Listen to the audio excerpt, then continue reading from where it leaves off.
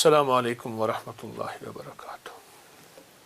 آخری عشرے میں ایک چیز ہوتی ہے لیلۃ الجائزہ، چاند رات جس کی صبح عید ہے، اس کو لیلۃ الجائزہ کہتے ہیں۔ اس رات میں لیلۃ الجائزہ میں احتیاط کریں، شیطان کے طوق زنجیر کھل جاتے ہیں۔ وہ عید کے دن بعض ایسے منصوبے بنوا بیٹھتا ہے جس سے ساری مہینے کی نیکیاں ضائع ہو جاتی ہیں۔ اگر وہ رمضان کے بعد بھی شیطانی قوتوں اور شیطانی طاقتوں سے بچنا چاہتا ہے، 3 چیزوں کا اہتمام کر لیں۔ تیسرے عشرے میں یا تواب و یا کریم، کہ مولا جو 2 عشرے پہلے تھے اگر کوئی کمی ہوئی، توبہ بھی قبول کرنے والا ہے اور کرم کی بھی انتہا کرنے والا ہے، یا تواب و یا کریم۔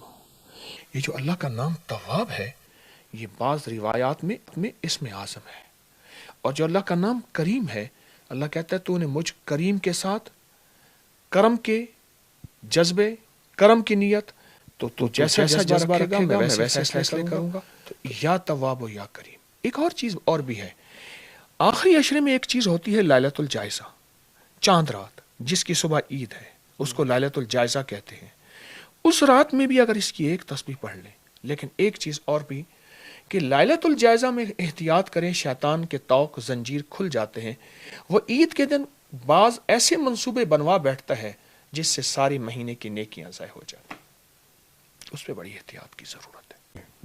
رمضان میں روزہ صرف بھوک کا نام تو نہیں ہے، روزہ نظروں کا روزہ، جذبوں کا روزہ، تنہائیوں کا روزہ، حلال حرام کی پہچان کا روزہ۔ روزہ تو ان چیزوں کا نام ہے۔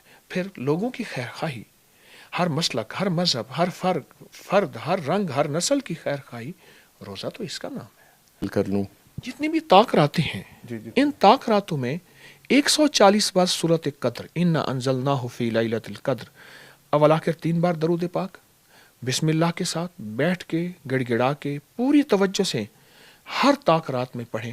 اللہ کے نام کی برکت سے اللہ پاک ایک تو اس کو سورۃ قدر لیلۃ القدر نصیب کرے گا، اور پھر سورۃ قدر کا صرف ایک فائدہ بتاتا ہوں، جو بندہ وضو کے بعد ایک بار سورۃ قدر پڑھے گا، اس کی نظر کا مسئلہ، اس کی عینک کا مسئلہ، اس کی یادداشت کا مسئلہ اور اس کے دماغ اور اعصاب کا مسئلہ حل ہو جاتا ہے، یہ ایک بار پڑھنے سے۔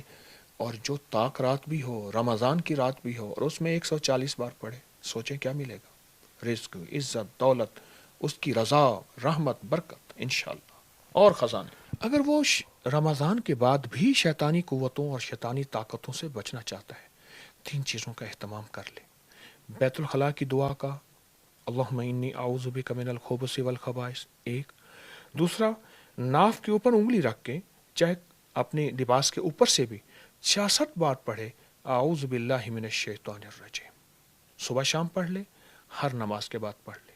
تیسری چیز، کچھ صدقے ایسے مقرر کرے، فرمایا حدیث کا مفہوم ہے، صدقہ بلاؤں کا رد ہے، صدقہ آفات کا رد ہے، صدقہ شیطانی چیزیں اور نفس اور شیطان کی شرارتوں کا رد ہے۔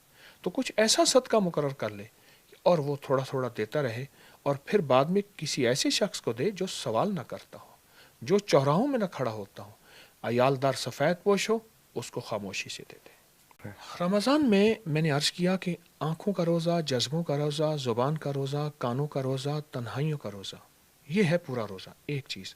دوسرا، رمضان میں ایسے لوگوں کو دیکھیں جو عیالدار سفید پوش ہیں، اور ایسے لوگ ہیں جن کی ضرورتیں پوری نہیں ہوتی، تنخواہ تھوڑی ہے۔